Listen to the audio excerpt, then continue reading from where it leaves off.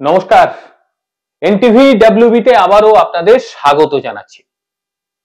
আমাদের ভারতবর্ষ তাদের নিরাপত্তা ব্যবস্থাকে ঠিক কোন উচ্চতায় নিয়ে গেছে, যেটা সম্পূর্ণ যারা সাধারণ মানুষের পক্ষে সত্যি কষ্টকর।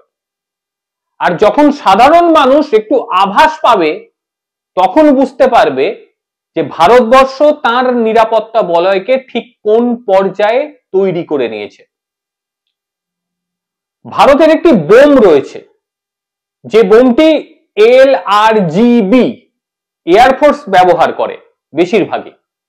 বোমটি হচ্ছে লং রেঞ্জ গ্লাইডার বোম, অর্থাৎ এই বোমটি ওড়ার ক্ষমতা রাখে এবং ভারতীয় এয়ারফোর্সের শক্তিকে একেবারে প্রাণঘাতী করে দিয়েছে।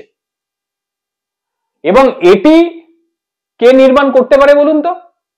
সেই DRDO, মানে defence research and development organisation, সেই DRDO যারা লাগাতার ভারতীয় সেনাবাহিনীকে শক্তি সঞ্চয় করে আসছে, তারাই এটি তৈরি করে দিয়েছে।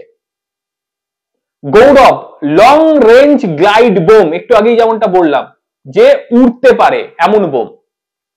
এবং ইতিমধ্যেই DRDO কে বলে দেওয়া হয়েছে আরো কিছু বোম লাগবে, যেটা দিয়েছেন আরো লাগবে, আরো দিন আমাদের। তার জন্য প্রস্তুতি নিয়ে নেওয়া হয়েছে। ভারতীয় কোম্পানি এগুলি তৈরি করবে এবং যাবতীয় তত্ত্বাবধান করবে DRDO। প্রযুক্তি তো অবশ্যই DRDO। এইবারে এই শক্তিশালী প্রতিরক্ষা ব্যবস্থা এটি এতটা গুরুত্বপূর্ণ যে যে কোনো দেশের পক্ষে এটি ভাঙা একেবারে কষ্টসাধ্য ব্যাপার। শুধু তাই নয়, শত্রুর দেশের ভেতর না ঢুকেই শত্রুর অবস্থান খুঁজে নিয়ে এই বোম উড়ে ঢুকে যাবে সেখানে, একেবারে নির্ভুল নিশানায় গিয়ে এ আঘাত করতে পারবে। অথচ পাইলটকে শত্রুর এলাকায় ঢোকার প্রয়োজনই পড়বে না। এ যে কোনো ধরনের বায়ু প্রতিরক্ষা ব্যবস্থাকে ভেঙে টুকরো করে দিতে পারে। মানে বাইরে থেকে শোনেন তো যে দারুণ ভাবে বায়ু প্রতিরক্ষা ব্যবস্থা আছে, এবং এই বোম এমন একটি বোম, মানে গ্লাইড করতে পারে, উঠতে পারে, নিজের মতন উড়ে গিয়ে যে কোনো লক্ষ্যবস্তুকে একেবারে নিমেষে শেষ করে দিতে পারবে। গৌরব লং রেঞ্জ গ্লাইড বোম, এবং এটি একেবারে অত্যাধুনিক একটি বোম, যেটা এয়ার টু গ্রাউন্ড অস্ত্র হিসেবে ব্যবহার করা হয়। এবং এর মধ্যে হাইব্রিড সিস্টেমও কিন্তু ব্যবহার করা রয়েছে। আর এই বোমটি সর্বাধিক ব্যবহার করে ভারতীয় বায়ুসেনা, এবং তাদের শীর্ষস্থানীয় কিছু যুদ্ধ বিমানে এই বোমটি একেবারে অ্যাপ্রোপ্রিয়েট লেগে পড়ে। কিরকম? যেমন SU-30 MKI, তার সঙ্গে মিরাজ 2000, এই সমস্ত যে যুদ্ধ বিমান রয়েছে তাতে খুব সামঞ্জস্যপূর্ণভাবে এই বোমটি থাকে। আর এই অপারেশন করার ক্ষমতা একেবারে নির্ভুল। যাকে লক করে ছেড়ে দেবে একেবারে নির্দিষ্ট সেই সীমানা গিয়েই সে কিন্তু ব্লাস্ট করে যাবে, আর সঙ্গে সঙ্গে শত্রু দেশের ডিফেন্স যাবতীয় কিছু একেবারে ধূলিসাৎ। এয়ার ডিস্টেন্সে 40 কিলোমিটার দূরে গিয়ে এ আঘাত হানতে পারবে। এখানেই শেষ নয়, আরো মারাত্মক এর মধ্যে ফিচার্স রয়েছে, যেটা শুনে ওই রাতের ঘুম হারাম হয়ে যাবে। যদি মোটা মাথার দেশের কেউ শুনে থাকেন, রাত্রে ঘুমোতে পারবেন না, বলে দিলাম কি হচ্ছে বিষয়টা। এই বোমটি IAF পাইলটদের শত্রুদের প্রতিরক্ষা ব্যবস্থার ওপরে চেপে কাজ করার ব্যবস্থা করে দিয়েছে। এই গোটা যে বোম তৈরি হয়েছে, মানে গ্লাইড করার ক্ষমতা সম্পন্ন যে বোম তৈরি হয়েছে, এই গোটা বোমটার মধ্যেই রয়েছে ন্যাভিগেশন সিস্টেম, মানে ইন্টেরিয়র ন্যাভিগেশন সিস্টেম দ্বারা পরিচালিত।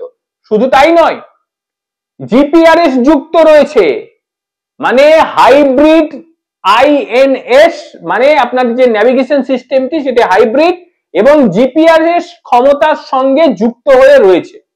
এবার আমি বিষয়টি একটু বুঝিয়ে বলি। আমরা যেগুলো ব্যবহার করি, আমরা যখন দূরে কোথাও যাই, ধরুন গাড়ি করে গেলাম কিংবা হাঁটতে হাঁটতে গেলাম, কোন জায়গা যখন আমরা চিনতে পারি না, তখন আমরা কি করি?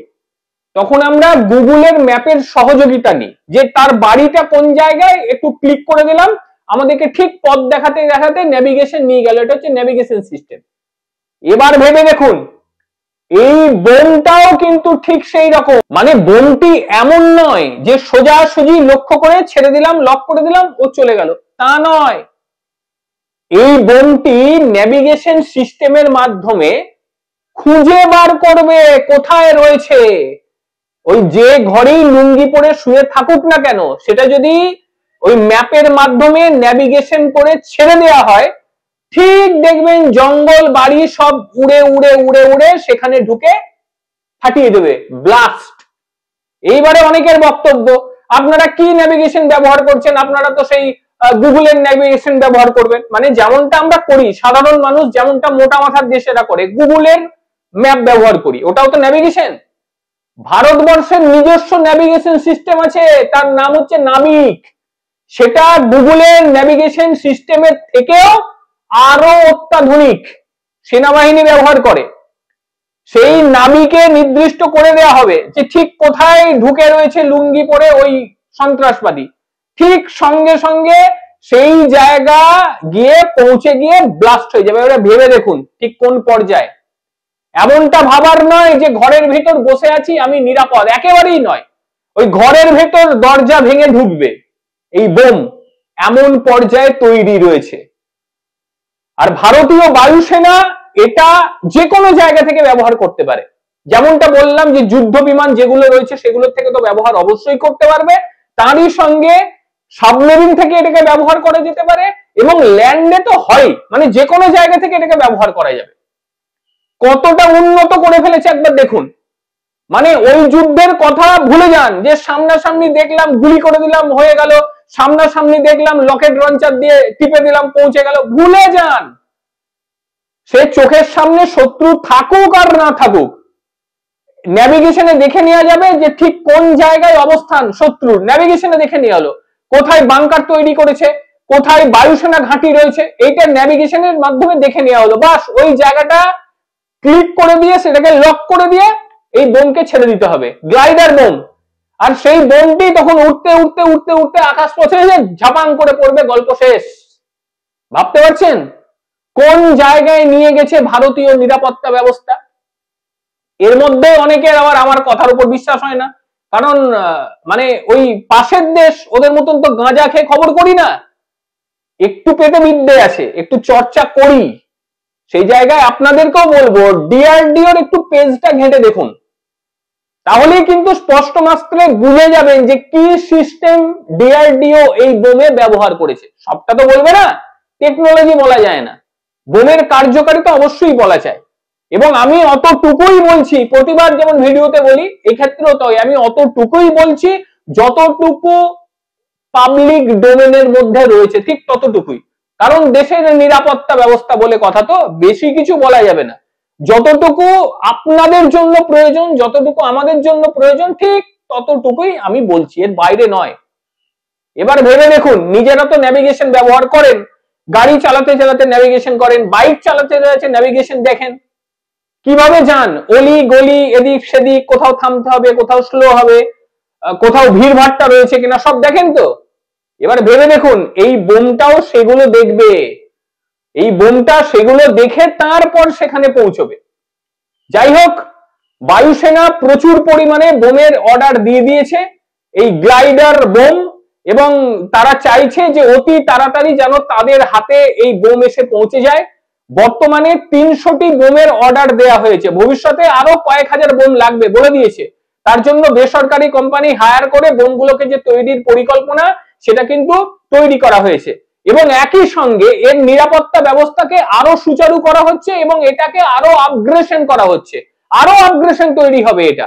তারপর যে কি তৈরি হবে সেটা আর বলতে নেই। এর মধ্যে আবার আরেকটা বিষয় আমি বলি, উল্লেখযোগ্য বিষয়, এর মধ্যে বেশ কিছু দেশ তারা তো নজর রাখে ভারতের উপর, কি কি তৈরি করছে একটু দেখি। সেই সমস্ত দেশ কিন্তু ভারতের সঙ্গে বলছে আমাদের কিন্তু চাই, এই আমাদের পেছনে বহু দেশ লেগে গিয়েছে, একবার খালি লক করে টিপে দেবো, ঘরের ভেতর ঢুকে গিয়ে শেষ। মানে এই টেকনোলজি অন্যান্য দেশের হাতে নেই, কিন্তু আমেরিকার অবশ্যই আছে, বিষয়টি অন্য। কিন্তু ভারতের কাছে এই টেকনোলজি আছে। তবে এর মধ্যে আরেকটা বিষয়, যদি র্যাঙ্ক খুঁজে বার করুন না, তাহলে আমেরিকার কিছু সাদৃশ্য পাবেন, তারপরেই কিন্তু ভারতের এই, মানে মাঝখানে কিন্তু আর অন্য কেউ নেই। আমি খুঁজে বার করতে পারিনি, আমি বলবো না যে আমেরিকার পরেই ভারতের আছে কিংবা ভারতেরই আছে অন্য কাউরির নেই, তা জানা নেই। তবে এই ধরনের গ্লাইডার বোম মানে এ যাবৎকালে আমার মনে হয় না কোনো দেশ ব্যবহার করেছে বা ব্যবহার করার মতন তাদের সেই সক্ষমতা রয়েছে কিনা। একেবারে আজকের প্রতিবেদন আপনাদের ঠিক কিরকম লাগলো অবশ্যই জানাবেন, আর যদি কোনো ভুল ত্রুটি হয় অবশ্যই বলবেন, শুধরে নেওয়ার চেষ্টা অন্তত করব। ভালো থাকবেন প্রত্যেকে, সুস্থ থাকবেন, আবারও দেখা হবে অন্য কোনো দিন অন্য কোনো ভিডিওতে। ততক্ষণের জন্য নমস্কার।